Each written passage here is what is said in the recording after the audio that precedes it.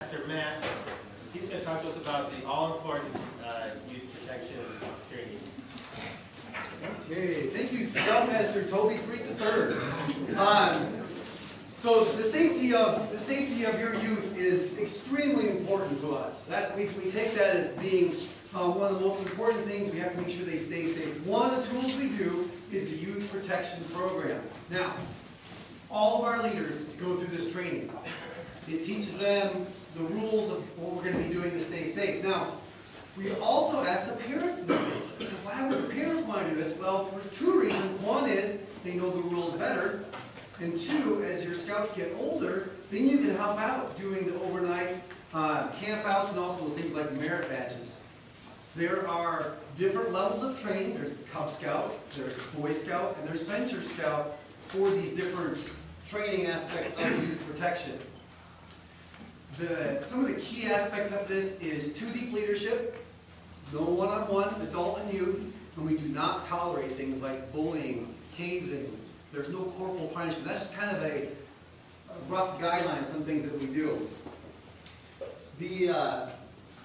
As we follow these guidelines, we will be able to keep your youth safe. So we ask that you help us by going to scouting.org and getting this training done yourself. Thank you.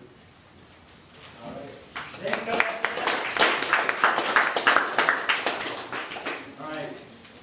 This is really cool. The boys in our troop have one favorite merit badge that we have to do constantly. Every time a new boy comes in, they all want to do the textile merit badge.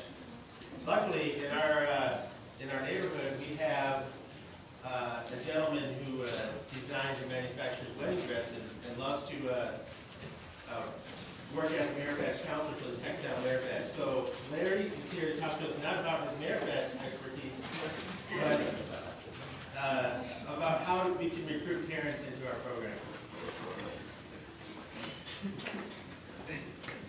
A lot of you are LES members, and your scouts are part of the Youth Boys program, okay? That's great. Except, all I've heard is how difficult it is to get the parents involved. I'm fortunate. I happen to belong to support two troops. One is the church troop, the other one's the local community troop. One of the things the community troop struggles with is recruitment, because there's many troops immediately trying to get the boys to come and join their troop, okay? So one of the things we did is we came up with a program, or at least we talked about, to take to our next recruitment process. Where these recruitment processes, the recruitment processes are any activity that's going on locally, whether it be historical events, a merit badge glitch, you can do it there. You can also do it as a recruitment night at the schools. Okay? Now, as we were preparing this program, I came up with a little acronym. And I call it MAPS. All right? And each one of the acronyms are something. If we enforce this and we tell the kids and we tell the parents what we're doing, they will understand it. Now, what do the kids want to do? What do the boys want to do? They want to have fun. What do us as parents want our boys to do? Work, learn, fun, right? So, our goal is to get our parents involved. They want their kids to have fun, right? Same goal. What else is out there? We've heard a couple different things already. You got the sports camps, you've got all the activities, you've got the online gaming, everything under the sun trying to take their attention. How are you going to recruit them? You know, tell the parents what the boys are going to get from the program. Using MAPS. Number one, explain the mission. I've been part of scouting for 10 years, 11 years now.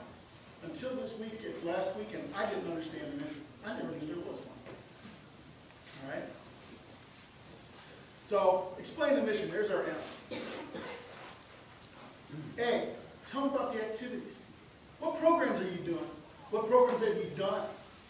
What programs are you hopefully going to do in the future? P, parents. Who's involved in the troop? The parents make the difference. Tell them about the parents. Tell them how long they've been doing things. Tell them the kind of successes that they've had, what backgrounds they have. The scouting survey is a great way to understand where their strengths and weaknesses are. S, share. If we share the successes that we've experienced, if we share the responsibilities of the truth, let them know exactly what we're looking for, what we need. And then when you get the rebuttal, I don't know if I can do that. I don't know if I have the time. I don't know if I can. It's not something I'm strong in. There's where you tell them about the training. What's available to them? Why? Because that way they're not afraid. Or set them up with somebody else. Tell them, hey, we've got somebody that's doing that. Happens to be in the community troop because they're there together a long time. That troop happens to have a treasurer who's been there for 30 years. His kids are long gone. Scoutmaster just stepped down a couple of years ago. But his kid was gone for about 10 years. All right? They managed to build this program, and they're still involved today. So, recruit the parents. Tell them what the boys are going to gain. Give them the return on the investment of the time and the energy. Not only the boys' time and energy, but your time and energy. Their time and energy. Let them know what's involved. Thank you.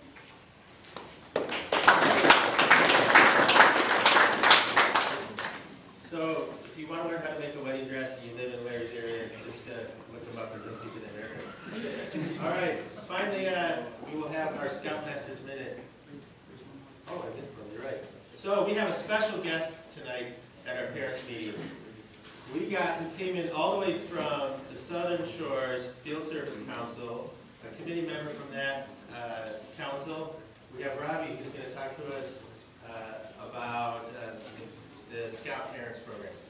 So we all know that there are going to be those parents that want nothing to do with your scouting committee. National has developed a program called the Scout Parent Program. And you can go there. There are lots of resources there for them. A Scout parent is a parent or adult mentor of a Scout who enthusiastically participates with their Scout and also helps other volunteers to provide the best quality program experience to all youth in every unit. So they're a champion. They're working with their boys. They can really do whatever you need them to do. They may not be able to fill a full committee function. It's a great way to involve them.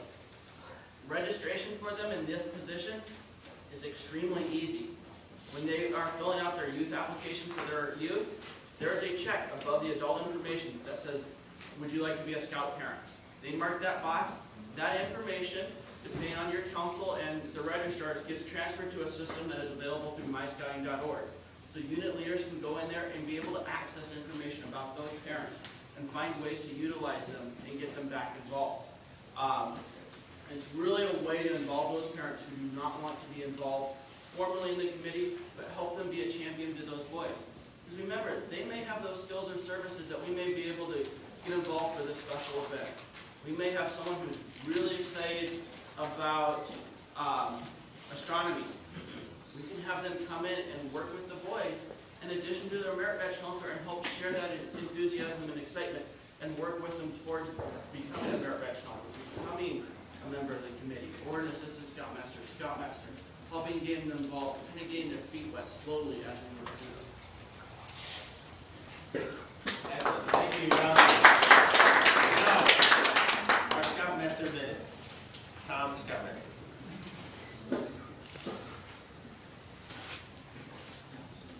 You know, we've talked a lot about parental involvement. When we introduced the scouting program to Cub Scouts, we talk about the aspect of Cub Scouting is a family-based program. That boys are going to have